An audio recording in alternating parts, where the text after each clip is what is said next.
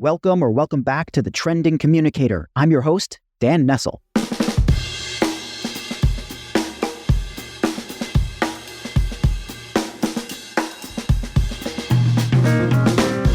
Let's face it, we're in the thick of an unprecedented trust crisis. So unless you've been off the grid for the last 10 years, you've probably noticed that trust in our institutions, especially government, education, and media, is in free fall. And there's plenty of research, polling, countless studies that attempt to explain why. It's geopolitical, it's ideological, it's because the people over there lie or the people over there distract.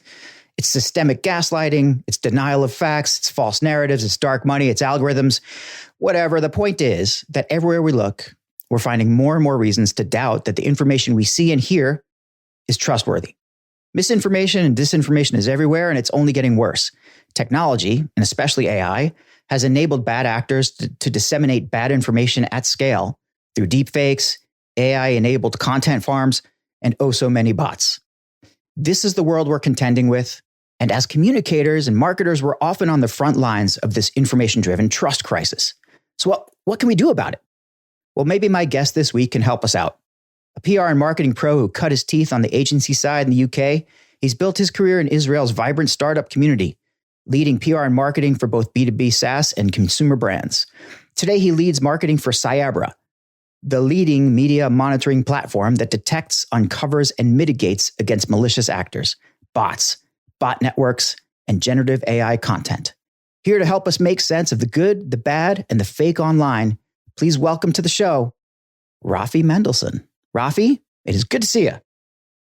Thanks for having me on. I've really been looking forward to it and looking forward to getting into the topic because I know you really are, everything you talk about and write about is kind of thought leadership, but also getting into the weeds of Gen AI. And I know a lot of people come to you. So I've been looking forward to getting under the hood of this area in particular. Oh, yeah. I mean, it's fantastic. Here, the Trending Communicator is really all about the things that communicators and I suppose marketers really need to be looking at as they move forward in the future to be successful, and AI is a huge part of that. And, I keep joking that I'm a one-trick pony and keep talking about AI, but it's turning out that that's not always the case. Of course, like there are PR, especially comms, we have so many different elements of our role our roles that are constantly changing. But we still have to understand the fundamentals. We still have to be, we still have to tell stories. We still have to be the leading custodian of corporate reputation and corporate brand. And, we must protect our clients and our companies and our executives, et cetera, all the time. And many, many more things. We have to be good writers. We have to be good editors. We have to do all these, understand where people are talking, what they're talking about, get ahead of it. Try to join those conversations. And right now, when we look at that environment, we look at that landscape, we don't know who we're talking to. And we don't know whether we're telling the right stories or do we have the right facts on our side? And, I like to think that we do. But those audiences that we're speaking to don't always believe that we have the right facts on our side because the whole thing has been corrupted. Right, over the last decade or so. And that's kind of where you guys in Cyabra come in, I think, to help us out. And I want to get into that. But first, I want to learn a little bit more about you, Rafi, and just, tell our listeners, first of all, we met thanks to Todd Grossman, wonderful, wonderful human who's been on the Dan Nessel show before, and I hope to have him on the Trending Communicator at some point. And Todd is, as anybody knows, Todd is a connector extraordinaire and really, really excellent at just understanding, especially with his history in monitoring and in platforms. He really understands the technology and the social media listening and media monitoring environment more than the vast majority of people on Earth. So when he said, you need to talk to Rafi, I didn't even think twice about it. I got to talk to Rafi. But why don't you tell us about you, Rafi? You've got a fascinating background. Just give us the quick overview of who Rafi Mendelsohn is. Wow. Okay, sure. So London born and bred, started my career working at PR agencies, including working in the London office of Ketchum, where I worked in the corporate and tech teams. absolutely loved every second of it, right? Amazing education, being thrown in the deep end and getting to work on these amazing opportunities and responsibilities with brands ranging from kind of classic communications programs to thought leadership and speaker bureau and crisis planning, crisis communications with large companies and also with governments. And so really loved all of that and being surrounded by people where they have so much experience, years of experience, ex-journalists, from whatever industries that they're coming from. And over the last, say, 9-10 years, I've been moved in-house, but particularly in early stage startups, global startups that are looking to grow and scale around the world. And I think I've always tried to be challenged and challenge myself and look at what bits I am missing in terms of my experience and adding strings. And I think sprinkle in a little bit of imposter syndrome, and that drives interest in doing lots of different things where you think, well, what does that look like on that other side? And are they really as expert as they say they are? And so working more in a marketing role and at Cyber, VP marketing and adding all of those, as well as continuing to work on all of the communications foundations. With that, in terms of PR and communications, my love, I suppose, is for data storytelling and being able to take data and being able to tell amazing stories in different ways that captures people's attention and interest. And I think it's just such an interesting and unexplored still. Really, I mean, so many people do data storytelling, but the way that we can do it and present it and the opportunities to get different types of data in really creative ways, I think is amazing. So I've always really loved that. And that's been the thread that's run through. But also in terms of the marketing and going in-house, I know there's always a debate of communicators in-house versus agency. But I've loved going in-house. I love both sides, actually, but in terms of going in-house, where you really get to understand the nuts and bolts, not just of communications, not just of the marketing, but also of the actual fundamentals of the business. And I think that's where we as communicators, we're always talking about having a seat at the table and having that recognition and the buy-in from senior people. And I think the more we can align what we do with the goals of the company, I mean, ultimately it comes down to revenue, it often does. Nearly always does, but how you align that with the revenue and make that connection so that everyone can see it. And I think that's been particularly interesting for me working in-house and in a marketing role, being able to really understand and get kind of, as sometimes I always say, we're flying the plane and building the plane at the same time. You get to work on the nuts and the bolts, but also on the strategy. Well, are you as the VP of marketing now for Cyabra? Do you also oversee essentially the comms role as well as part of your team? Yeah, so we're really lucky. Yeah, we use our platform that's just so full of data. We don't need to be subjective and opinion based. We can just simply lay out the data.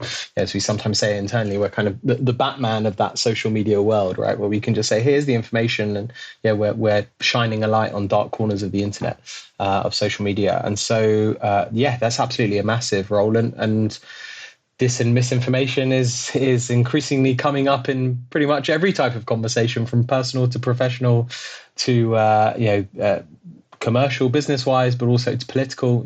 Mis and disinformation seems to be seeping into every aspect of our lives. So it's just also an interesting topic. And what's For sure. Really interesting from a journalist point of view is just the number of journalists that have the title of disinformation reporter, and that's certainly changed over the last few years. That goes back to what I said earlier about trust. I mean, the fact that journalists are investigating journalists essentially, or journalists are constantly looking at. They're being fact checked. They're checking facts. They're looking at information. They're taking information at face value when they shouldn't be. There's a whole list, or a whole, I don't know, a cornucopia, if you will, of problems right now in media and in the journalism field, especially when it comes to misinformation, disinformation. Why don't we just start there? And, first of all, Cyabra is uncovering the good, the bad, and the fake information online. But, how did you get interested in that particular field? Because you've worked across different industries, and Cyabra is, I guess it qualifies still, I guess, as a startup in some ways, but it's a global company. And your platform is now being used across, companies large and small. So I think you're a little beyond the typical image of what a startup might be. But how are we? How are you dealing with this misinformation, disinformation things? So I know there's a long way of getting to the question, but why don't we start with, let's define what misinformation is, what disinformation is, and why journalists or institutions are having problems with this.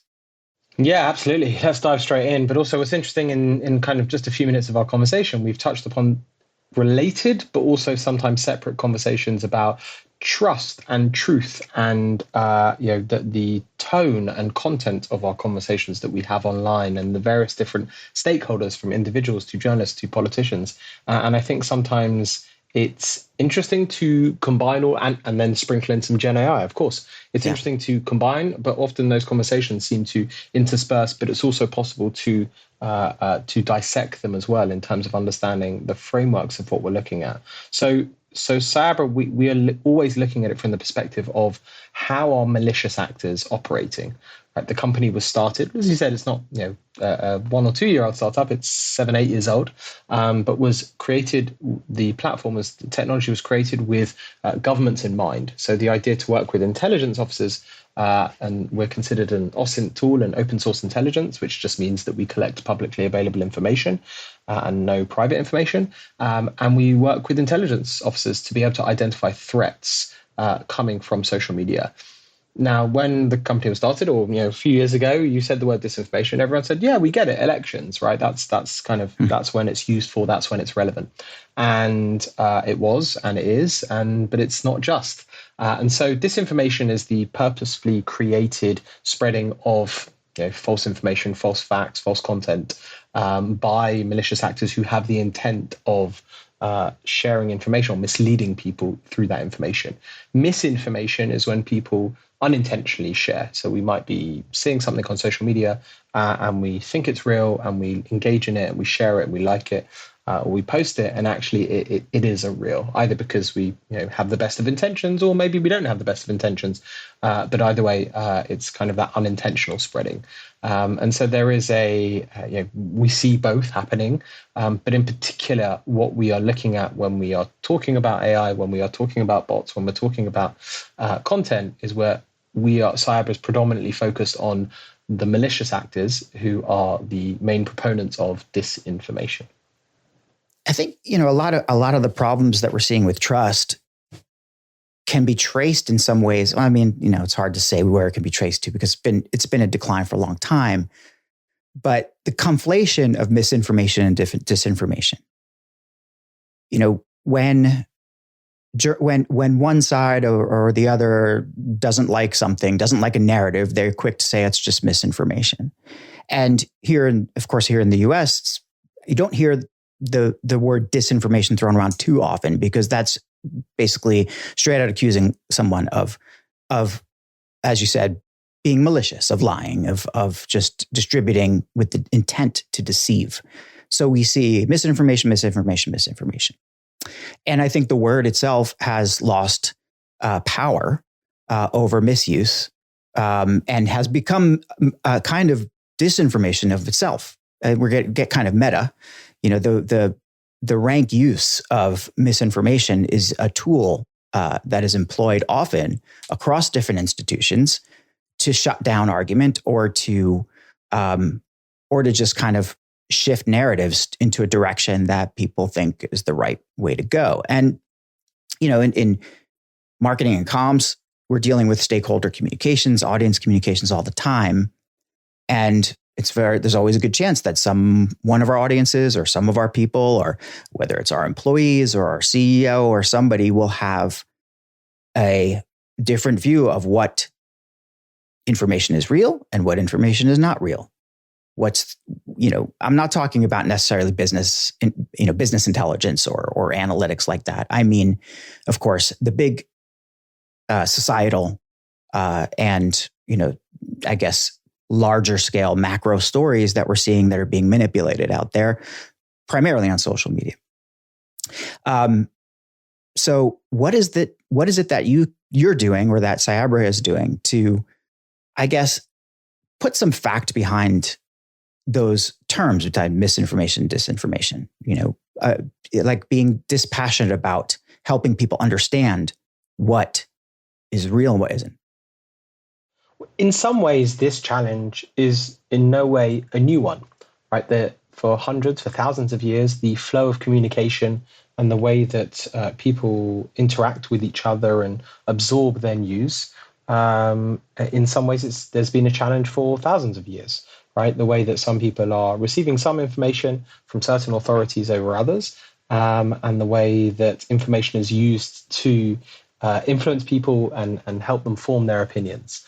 In many ways, this is brand new, the challenge that we find ourselves in 2024, because the interconnectedness of the way that we live our lives online and on social media, it's really today's town square. But whereas you had the town square and you could see with your own eyes, you might not have many options and variety of ways to get your news, whether it's the local newspaper or the town crier, but at least you could see them. And nowadays, when we are engaging increasingly on social media and online generally, the challenge as a society that we often have is a challenge of we don't even know what we don't even know. And when we're engaging with people, and actually those people aren't even real. So imagine we're in a room full of people. There's 100 people in the room, and there are some people in one corner who have one opinion, some people in another corner who have another opinion. There's another group in another area that are really polite and nice and care about the facts. And there's another group, a circle, that are just shouting mean things, and maybe it's not true. And there's a really important debate that we're having at the moment about the decorum and the information being shared in that room of 100 people. But what sometimes is missed, I find, is that if 25 of the 100 people in that room were in fact robots, and they were either shouting good things or bad things, most of the time it's bad things, or it's truthful things, or it's incorrect things, most of the time it's incorrect things, we are still absorbing the information from robots. And if we knew that 25, I mean, I'm just taking as an example, but sometimes the proportion of conversations that we see on social media is as high as that, 25, 30, 40%. If we knew that they were robots, we would approach that conversation differently. But it's really hard. And to then bring in Gen AI, the use of those tools, Gen AI is fantastic. And most of your conversations have been Dan, how you can use it for good and positive. Yeah. But again, to be the downer in the party, we're often looking at it, how these kinds of tools can be used by malicious actors. It's becoming harder for us to understand, okay, who are the robots in the room, and who should we listen to and who should we not listen to? And it's becoming much, much harder to be able to distinguish that. And so that's some of the uniqueness that we find ourselves in 2024 compared to the same challenges in some ways that we've been having for thousands of years. Yeah. What have you seen to be, like, broadly speaking, and then you can give examples of the effect of bots essentially across different platforms? I mean, first of all, you said 25 out of 100, 25%. I mean, that's a large number of bots. And we know, like, anybody who's followed the Elon saga at Twixter has heard about his pursuit of bots and probably the failure to get rid of them. And anybody who's moved to a different platform will see a proliferation of bots as well. And especially if you start to engage in any topic that's remotely polarizing or controversial or even highly topical, you'll see bots come out. So you said 25%, like, what has been, like, broadly your experience with what's out there, and how do you identify them? Sure. So I would say from our research, the average conversation across social media has around 4 to 6, 5 to 7%. Let's say 4 to 7% of an average conversation contains bots, contains fake accounts. And when we say fake accounts, inauthentic profiles, we mean bots, sock puppets, trolls, fake accounts, and we need to pay attention to those fake accounts because they've been created with malicious intent. And so 4 to 7% is kind of the average, give or take. And so when we start to see certain conversations, whether it's political, whether it's around wartime or around brands, and those numbers are significantly higher, that's when we need to take a pause and understand exactly what's going on here, because there is probably something brewing, or actually something has very bad has already happened, or is attempting to happen in terms of manipulating, influencing the opinions of others. And so that kind of gives us cause for concern. But of course, fake accounts is only one side of the equation, right? When Elon Musk was looking to acquire Twitter, the key debate was the sheer, just the raw number. What's that number? Is it 5%, as one was saying? Is it 20%, as another saying? Full disclosure for all the listeners out there, at the time that Elon Musk was looking to acquire Twitter, he actually hired Cyabra. So we were brought on to run analysis. We did a few reports, including the data that he had received from Twitter itself as part of that acquisition process. And he provided us with that data, and we ran it through our technology, through our algorithms, and came up with around 11.7% at the time. And since the acquisition has gone through, we have been spectators like everybody else. So just to get that out of the way, and kind of disclosure of what our involvement and our experience has been in that. But of course, even at that time, it was about, is it 5%? Is it 20%? But that's kind of ignoring the impact of the accounts and they have become more sophisticated. Just looking at the number of bots, the number of fake accounts, some accounts just amplify and some post, but some are created in order to post original content maybe a few hundred times a day. Yeah. So you might have 5, you might have 25, but the proportion of the conversation, the amount of content that they are dominating in terms of that wider conversation might be much, and often is much higher. So even when we understand how many fake accounts are involved in a conversation, it's really important not just understanding, okay, what the narratives are, what's the sentiment, what's the snowball, is it going up or down, who's talking about it, what's the real from the fake, but also what are the narratives that the fake accounts are putting out compared to the real, and crucially, what impact are the fake accounts having on the real conversation? Because of course, not all campaigns are successful, and some are more successful than others. Some fake accounts are more successful than others. So you really need to understand here what the impact is, which is of course a much bigger question than, or a much bigger analysis investigation than just, okay, I just want that sheer number.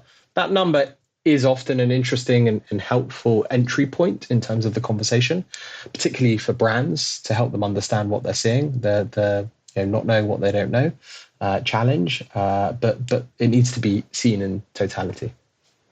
So we talked about Twitter, but I definitely have seen bot activity and malicious activity on Instagram and on TikTok. I mean, I'm no longer on TikTok. I proudly say I'm no longer on TikTok. But full disclosure, that was at the kind of suggestion of my psychiatrist rather than my own personal kind of politics or anything like this. Although I'm very glad that I'm not on the platform anymore.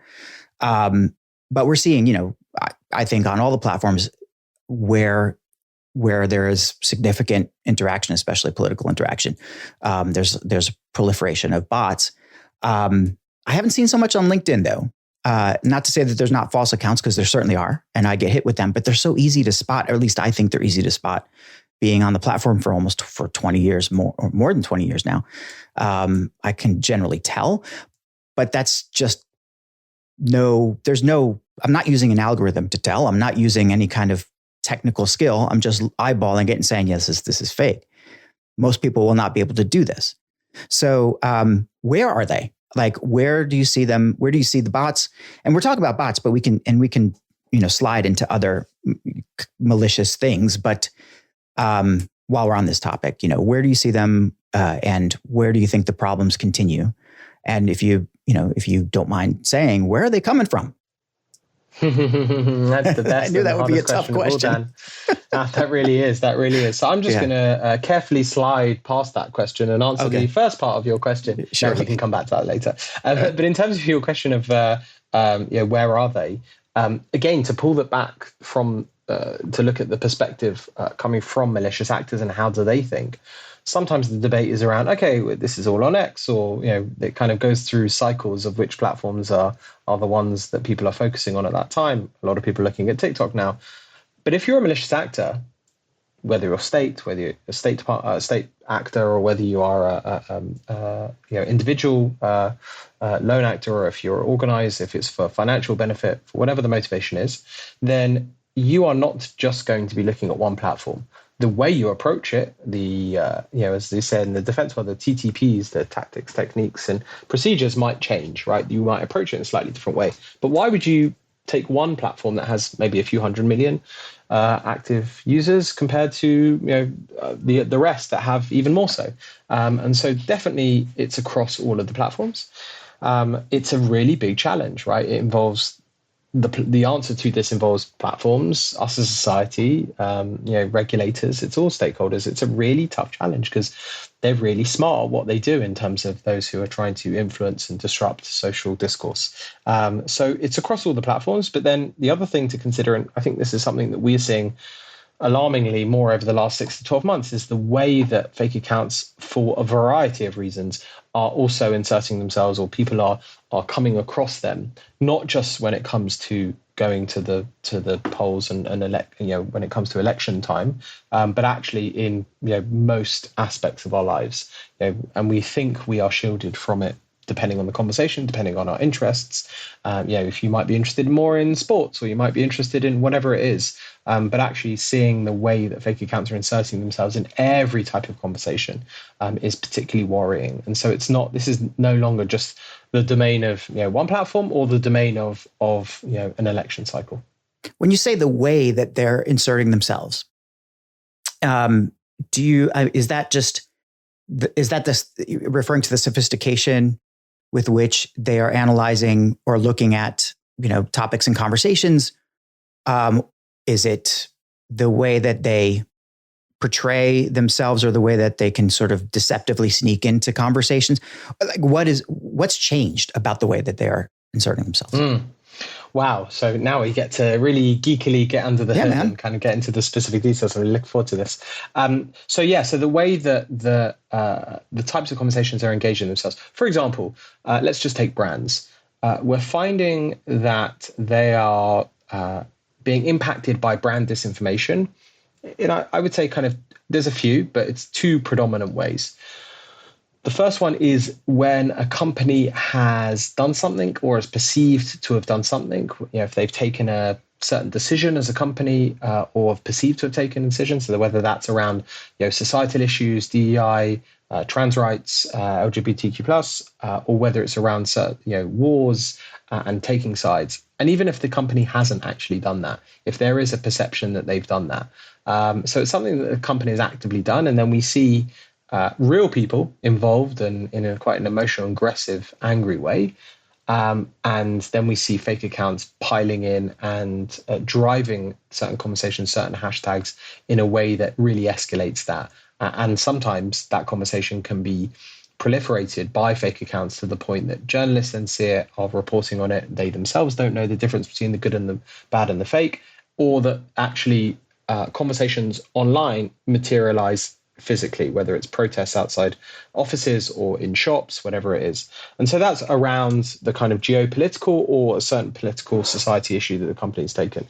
The second type is actually when the company it's not related to the company at all, and they find themselves just on the receiving end. So kind of an example, we found at Cyabra, our analysts found Rip Curl, who a few weeks ago, the surfing brand retailer, and we found that they had a campaign where they introduced a new actor or a model for their campaign. Not everyone was happy, and so in a very light way, on a very low level, the brand was trending in a negative way. Now, if you're a large enough brand, you might find yourself trending, in various countries at various times. You might be for half an hour, right? It might be for an hour. Nothing really to cause concern. You want to track it. If you're in communication, social media, the marketing team, you want to be on top of it. But with Rip Curl, what we saw when real people, for 2 or 3 days were using the hashtag boycott Rip Curl, and it was trending very lightly on low level in some countries. And then all of a sudden, the following 5 to 7 days, we saw that hashtag just absolutely go crazy.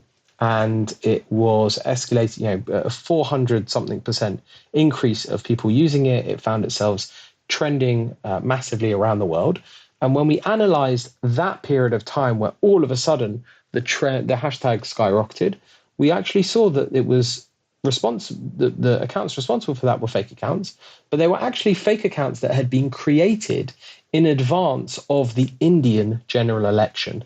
So in those stages, bot networks were being created in preparation for the Indian general election. But one of the techniques for bot networks to kind of appear real, authentic, and just like you or I, is to engage in everyday conversations. Whether that's actually engaging, giving an opinion of, I saw this movie, it was great, and everyone should go watch it, or I love my soccer team, or whether it's just pumping out their content and using those hashtags. And it just happened to be that Rip Curl found themselves in the wrong place at the wrong time. And so that hashtag boycott Rip Curl suddenly found itself exploding. Lots of journalists started covering it. It started to get attention from lots of people, lots of real people on social media. And for the team there, Rip Curl, just for disclaimer, is not a client of ours. But for the team there, it must have been incredibly confusing, right? They're seeing this negative hashtag, negative content going viral. And to look at the accounts, what's happening? There must have been a lot of questions. And unless you're able to kind of fully understand, separating from the real from the fake, and also understanding why they're coming from, where they're coming from, what are the similarities? Is it a coordinated campaign? And so that's another new area where actually companies who think that they kind of have their crisis simulations all planned out, and then all of a sudden out of nowhere, it could be unrelated to anything that the company's done. And that's really scary. So that's just in the brand domain. And those are just two of the areas where brands can find themselves in hot water, all being targeted in ways that were pretty new. You've just brought up something that's mind-blowing, I think, for a lot of us out there.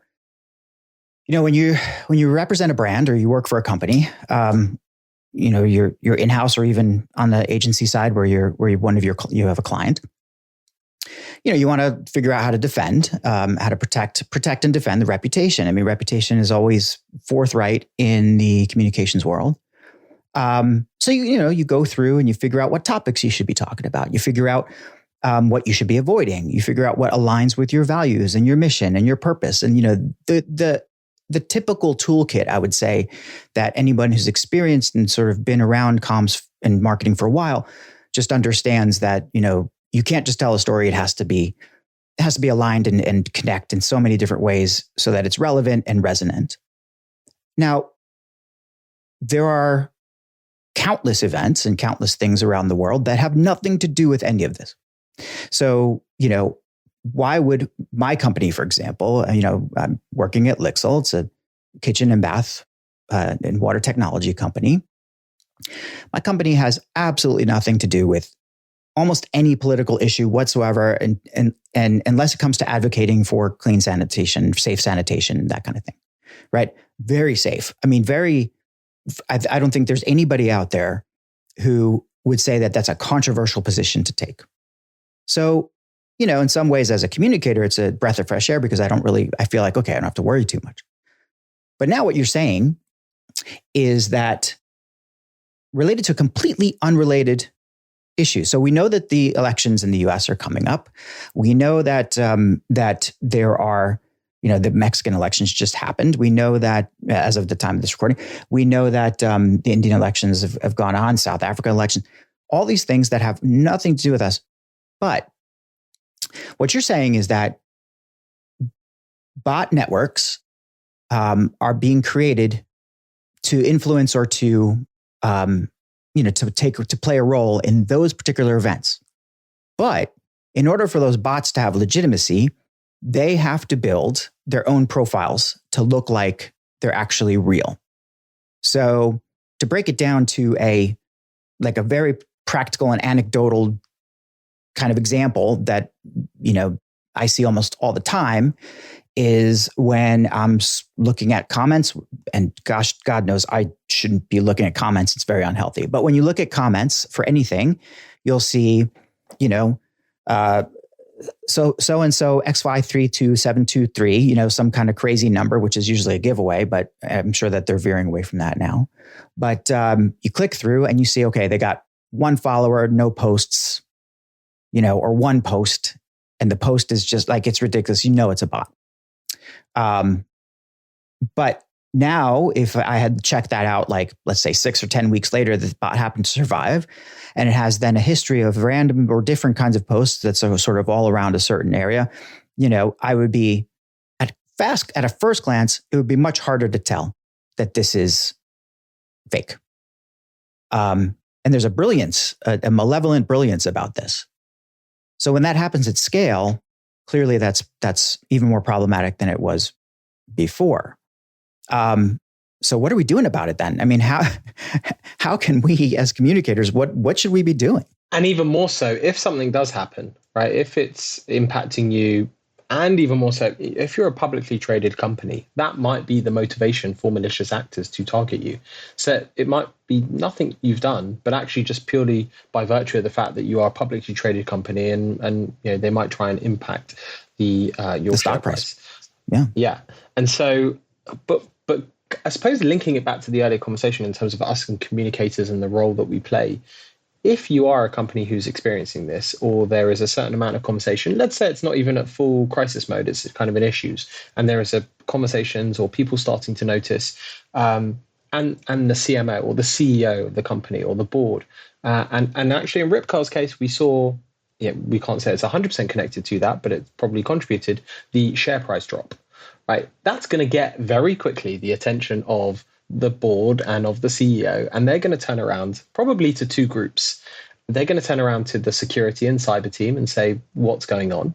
And from experience, when we've seen these things happen, the security teams, the cyber teams, threat intelligence are turning around to the CEO and saying, we don't monitor social media. That's not our domain. We don't have it's the marketing team that have the passwords, right? They're the ones creating the content. They're the ones spending money on these things, on these platforms.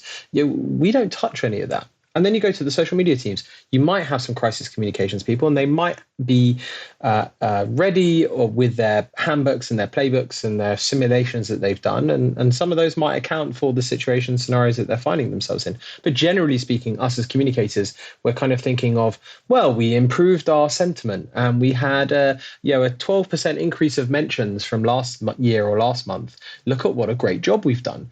And hopefully you will have all done a great job. But the CEO is going to turn around and say, I don't really care about that right now because our share price is tanking because some fake accounts are making our brand, hashtag boycott our brand, going viral. So what exactly are you doing about it? So there's this kind of disconnect where we have this gap in the middle of this kind of defensive protection mindset of security who aren't looking at social, and the rest of us looking at social and looking at communications or looking at where these things can snowball out of, but we're not thinking necessarily from a defensive point of view, or having the tools and alerting systems to be able to do that. And even if you do observe it, to be able to know, okay, what's the real from the fake? If you were Ripcar, once they start to get questions from journalists, they can actually turn around rather than saying, oh, yeah, we're really sorry for the initial thing that we did. The kind of old classic playbook. We're sorry we put out a statement. If they wanted to, one of the tools that the communications teams could now do is say, actually, we're experiencing a bot attack. We're under attack, just like a cybersecurity attack. We're under attack, right? And they could present the data and say, well, actually, 30-something% of all of the conversations around us are driven by fake accounts, and this is where they're coming from. That's a great opportunity to completely change the narrative, and firstly to gain transparency of exactly what's happening, but also to change that narrative, and that will obviously reflect in the way that your share price is thought about as well. So there's a lot at play here, and there's a lot that needs to be done, and I think, as an industry, we are now thinking about that and who owns that in the middle, that kind of defensive communications, that brand disinformation. Of course, we've kind of barely spoken about Gen AI, but Gen AI is interspersed with all of that because of the tools and the ability for malicious actors to be able to make their campaigns even more effective. And maybe we can weave that into this next part because we're talking about noticing or understanding that we're under attack, or these are bots or bot networks and whatnot.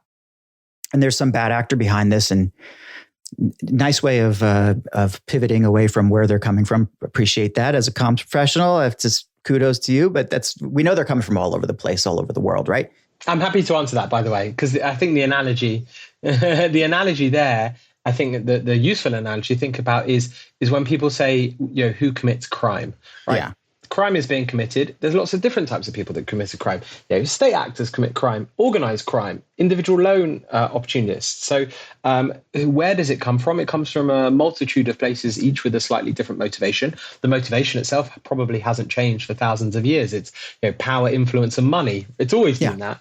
And so you might have malicious actors who are operating, looking to make a quick buck off of a share price change. They're looking to influence opinion over elections, or they're just looking to cause chaos. And that could be all happening. In fact, that could all be happening around the same conversation, around the same topic. And here we are on our newsfeed trying to engage in it.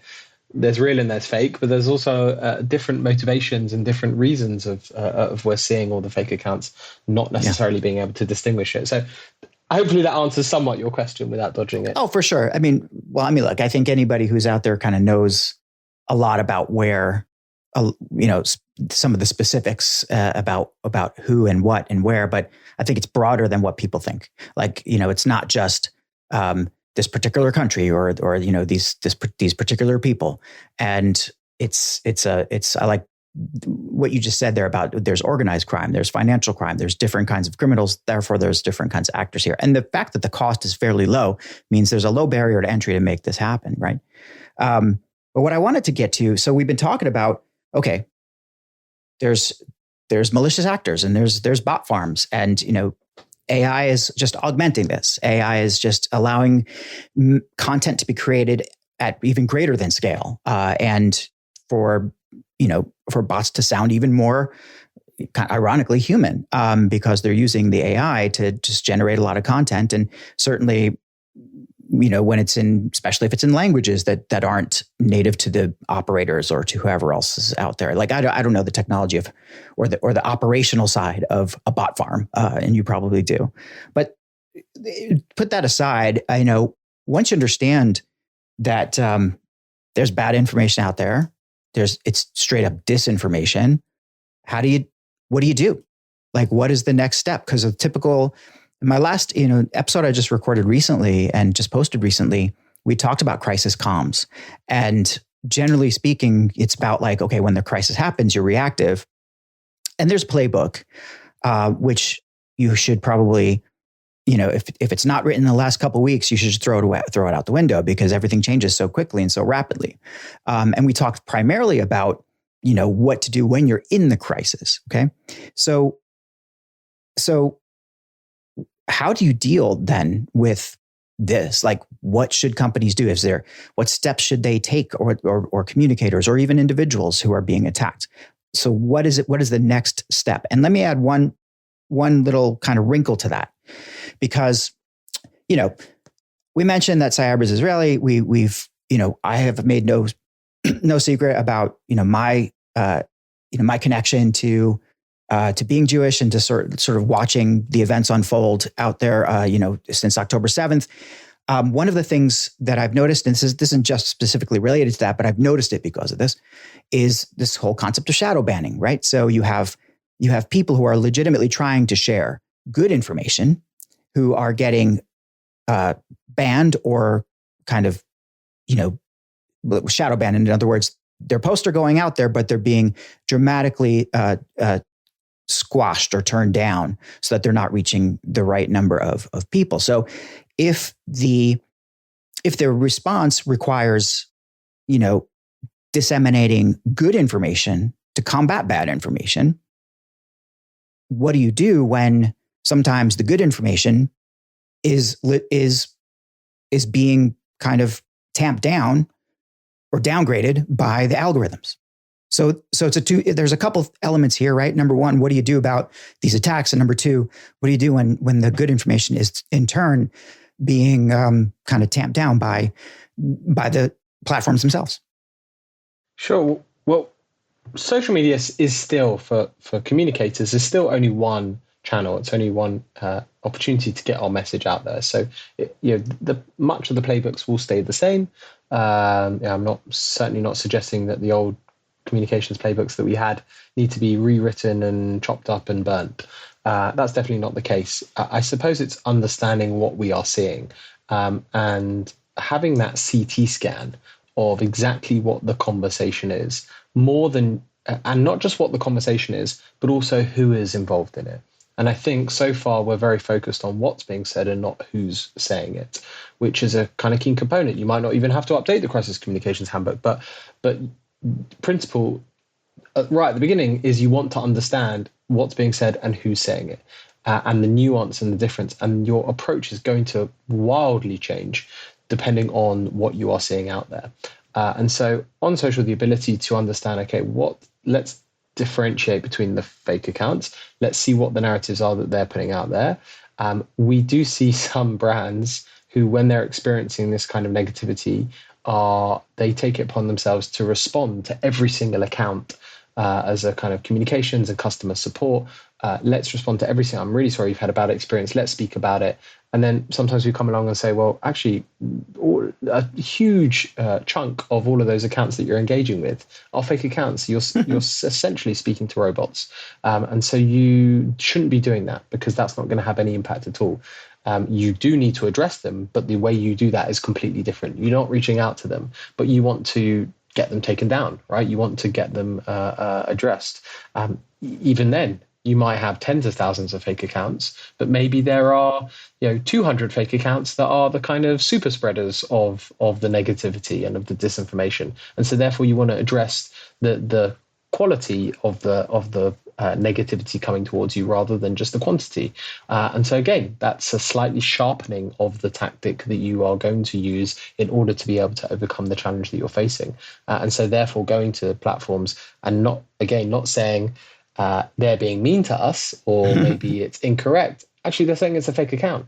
And by virtue of the fact that it's a fake account, they are breaching the platform's terms of service. And so therefore you can see actually, and again, that's might be the same approach you've taken before, but now you are able to put it into a different perspective in a way that sharpens your tools to be able to respond to such activities.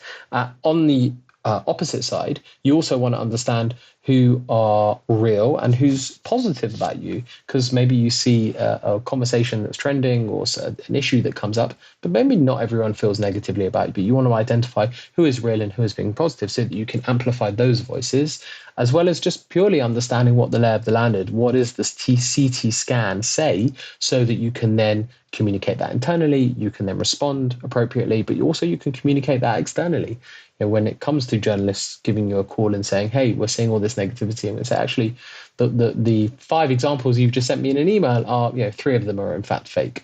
And that completely changes that. So those are just some of the tactics, but of course it depends what's happening, and depends the nature of it, which might not be so different, right? Maybe the company has done something, kind of an old classic, they've screwed up, or they've tried to cover things, which is often always worse, actually. And so that, but still knowing what that conversation is, knowing what's happening, especially if there are people out there trying to manipulate the conversation, right? They have the motivation and the intent and the tools. And like you said, it doesn't cost much to be able to conduct these kinds of things, to be able to do that. So therefore, don't ignore them. I suppose the last thing I would say on that particular topic is you shouldn't ignore them, but at the same time, malicious actors, I think the analogy with cybersecurity really works. Cybersecurity, the way that people in that world think about it, is you don't necessarily have to have the most completely protected walls around your company, but your walls just have to be higher than the next company over, right? So that if a hacker's come along and they're trying to target you as a company and it's proving difficult to do so, they're just going to move on to the next company because it's easier to do that. And I think that's the same here as communications teams and as companies, brands generally. If they have those systems in place, those alerting systems, the ability to be able to differentiate and then approach it, we do see that these people are very opportunistic. They might be creating fake accounts to mimic your customer support. And if they're being reported and taken down, we see those accounts being switched to other companies. They change the images, they change the content in order to try and direct themselves and target the next company along. So that's also, just to be aware, just to be vigilant, and to be taking those initial steps might be enough in that kind of cybersecurity psyche, might be enough to ward off that next attack. It's interesting because as you're talking about, some of these elements of what these attacks look like, and what the bots and the bot networks are like. Trying to think of, and I was thinking about it from a cybersecurity standpoint, like what could you do to defend? It's not like you could just install like Norton or McAfee and okay, there's no more bots, and there's no more AI bothering you. It's really more like cancer, isn't it? You have to test, review. I like you said, the CAT scan or CT scan, and early detection is the key to survival, right? So, obviously, Cyabra is your platform does that. In the day-to-day, activities of your typical comms, media team and or their social monitoring team. What are the trends that? Well, I suppose you already said that. Look for those upticks in for no reason for negative activity. But are there any prophylactic measures? Is there anything that that people and brands can do at this point? In addition to investing in a listening service or platform, is there anything that your just standard run the mill person can do to protect themselves?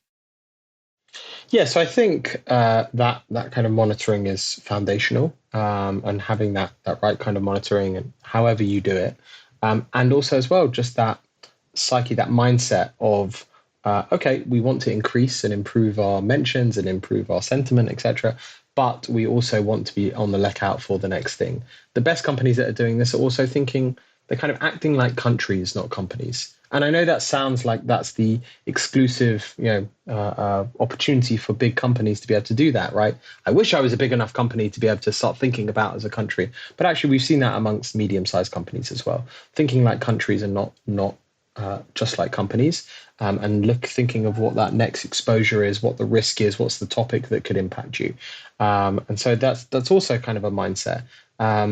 But like any good crisis communications person will say, you don't have to respond to everything. So once you have that mindset and have the tools and have the ability to set it up and have the alerting system, like you said, if there's a spike of the conversation, but also if there's a spike of fake accounts that are discussing you as well, you need to suddenly pay attention to that.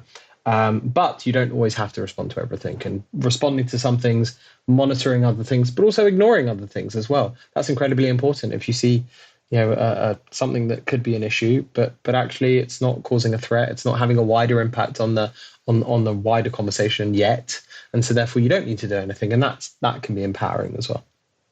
It also occurs to me that this could be a really good use case for defensive Gen AI usage, like for people who are, in my role or in communications roles where, you use the Gen AI tools available to you to game out these scenarios and prepare, responses, statements, et cetera. Well, like you normally would with any scenario planning.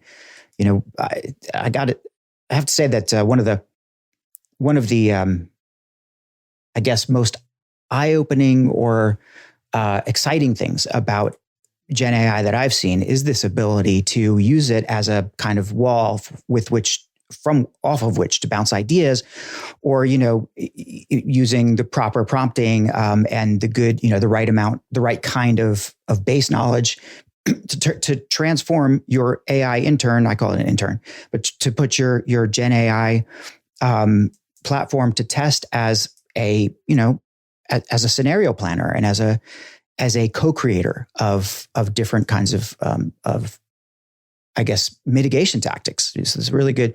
It's a good use case there. Let me ask you. I mean, we're starting to kind of get to it, I think, or towards the end of our conversation, because there's so far we can go, and there's still, there's so much to unpack here. But I don't think it's getting any better, right? I certainly don't. And I think a lot of brands are feeling the same thing, and although maybe not with bot farms and cyber attacks and social media attacks in mind, they're just thinking, in general, we're not getting any benefit from putting ourselves out there around social issues, around political issues for sure. And there's a vast pullback that's been happening. It's measured. I don't have the receipts in front of me right now, but we certainly have a lot of evidence that that brands are not diving into the waters of social causes as they once were. Do you think that this is going to protect them at all from exposure to these malicious actors, or or what's the next tactic you think that might happen, or does cyber think is going to happen? I definitely agree that we've seen a pullback from brands taking specific opinions. Their kind of risk appetite, both on a marketing communications point of view, but also from a commercial point of view, right? The kind of deals they might be looking at, the kind of partnerships they might be, it's kind of all through this lens of risk. But I think that has resulted in somewhat of a bunker mentality. That there is nope, we're going to keep our heads down. We don't think it's going to impact us. And this is some of the feedback that we're hearing from when we speak to marketing teams. That we see some of the comments on our social media accounts, but generally speaking, we're not looking outside of the walls of our own social media accounts. We're not looking at how people are engaging with our brand or the wider topics around our brand. And it's kind of let's keep our head down and let's hope it will pass. Maybe it's because it's an election year. Maybe it's because someone has an opinion, or we have exposure. We had some, commercial things in Russia, or whatever it is. Unfortunately, if we were looking at this challenge through the lens of this is only social issues, and you have people who are for certain topics and against certain topics, then I probably would concur. I probably would agree that actually, you just need to keep your head down, and companies, maybe we're going to see a different era where actually companies aren't people and they are, behaving in the way that they used to, for good or bad. But actually, that's not really the motivational. That's not really what we're seeing. When the example that we discussed earlier, when we see brands being impacted, either because of the share price or because of something completely unrelated, then that bunker mentality doesn't really work, right? The kind of, the hiding and hoping and wishing it will pass, and let's not, hope it doesn't affect us, isn't really going to cut the mustard. And so there is that need. And I think on a weekly basis, we're uncovering examples of brands where we see malicious actors weaponizing social media by creating fake accounts to, in some way or another, manipulate the conversation, impact your brand. And unfortunately, it's not going away. And like you said, it is increasing, right? It is increasing. Yeah. The tools, the Gen AI tools at the hands of malicious actors, their ability to create very believable content, even just text, right? If English isn't your first language, I think the kind of crypto and Bitcoin bots of the past that we saw, where it was fairly easy to understand that because there was something a little bit off with the grammar or the English, and that doesn't really exist anymore. Because at a very basic level, you can use Gen AI tools. We haven't even got to deepfakes and audio fakes, but just on a very basic level to be able to do that and have bots even speak to each other and look more believable and look more authentic. But it isn't really going to go away. And I think that's the kind of mentality that we're going to be challenged on. If we as a profession want to have that seat at the table, then I think there's a real opportunity to lead on this topic and say, okay, we understand the platforms, we understand as much as one can the algorithms, and because this is what we're in on a daily basis,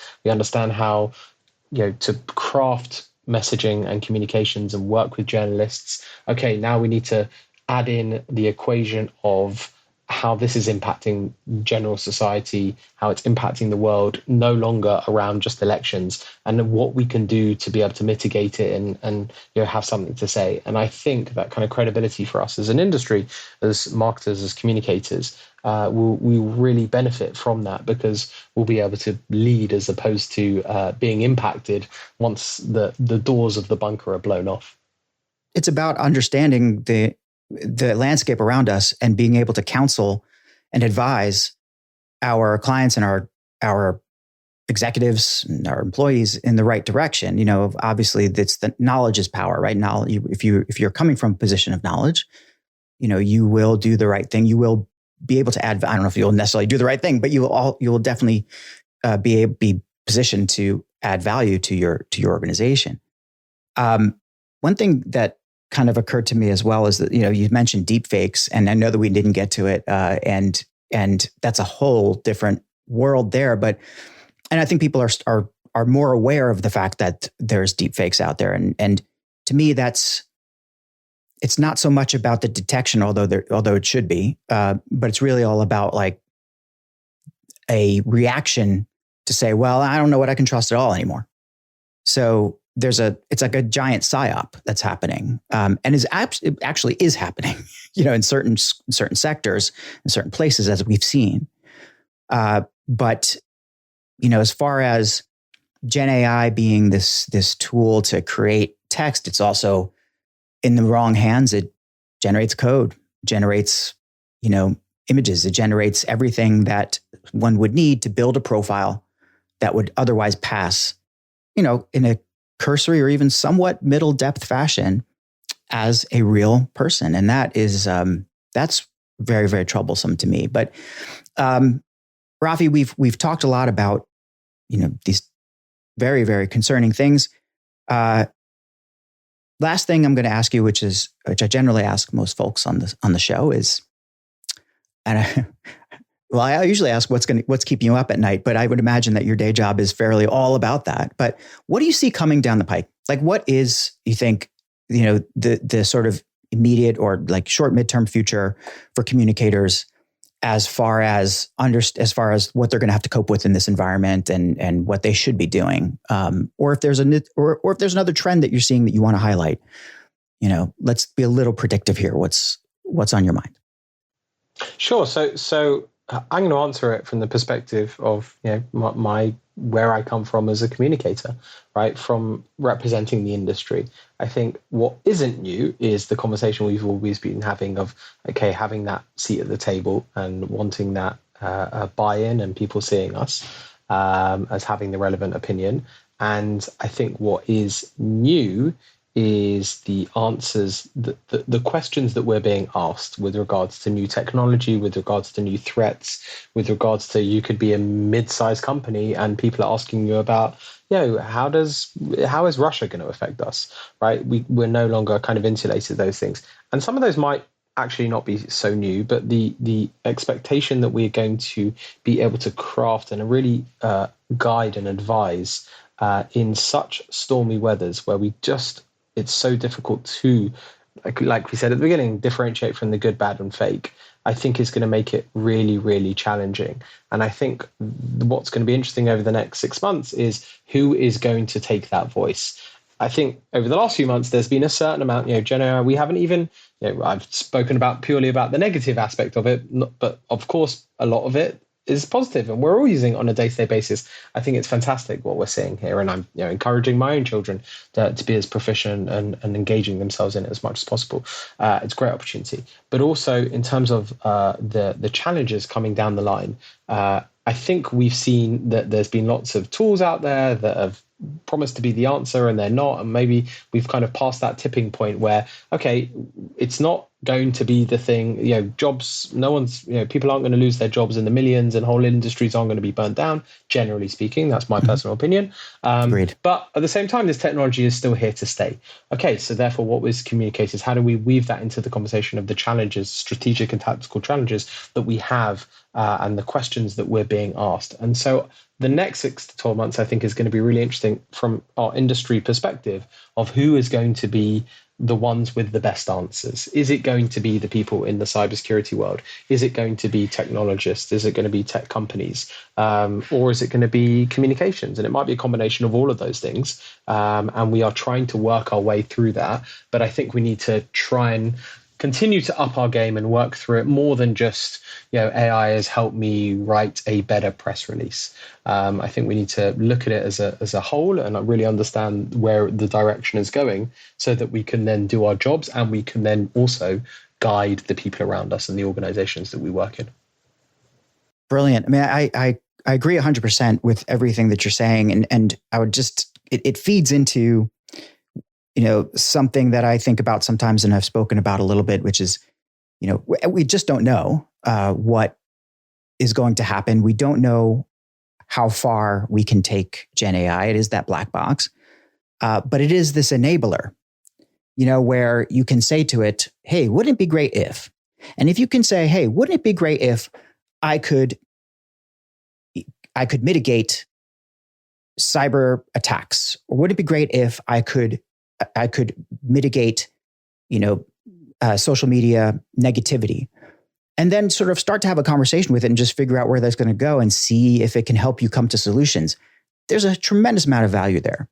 I also think that the skills and the kind of things that people are going to need, you mentioned, is it going to come from technology? Is it going to come from communications? Is it going to come from cybersecurity people? I think there's just going to be a realignment of different roles and different responsibilities, as AI and other technologies, take root and start to become more and more practiced, we're going to see shifts in the types of tasks that people are able to do. And what is a job? A job is a culmination of a whole bunch of tasks.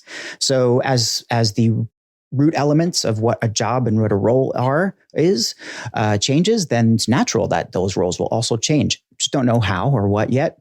But I think if we're on the lookout for it and we're watching it and ready to embrace and kind of move ahead with it and try to stay ahead of it, then we're in a good place.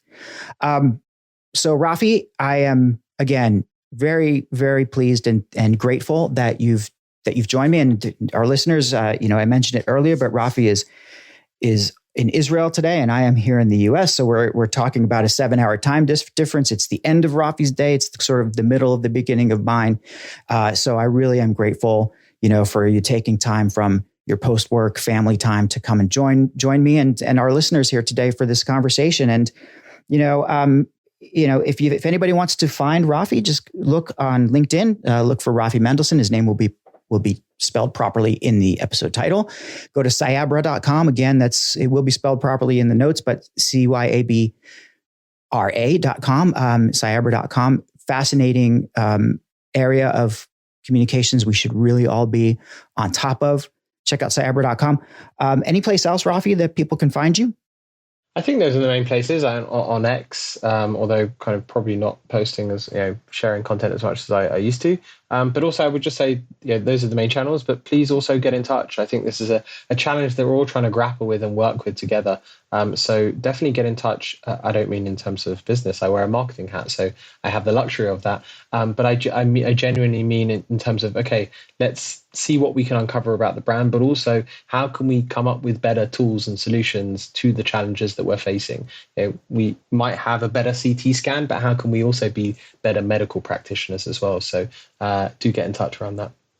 Thanks, Rafi. That was fantastic. And again, thank you for your time. Thanks for being on the Trending Communicator.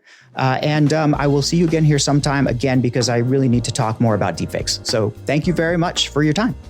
Thank you for having me.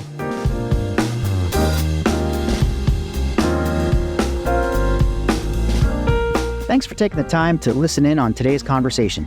If you enjoyed it, please be sure to subscribe through the podcast player of your choice, share with your friends and colleagues, and leave me a review.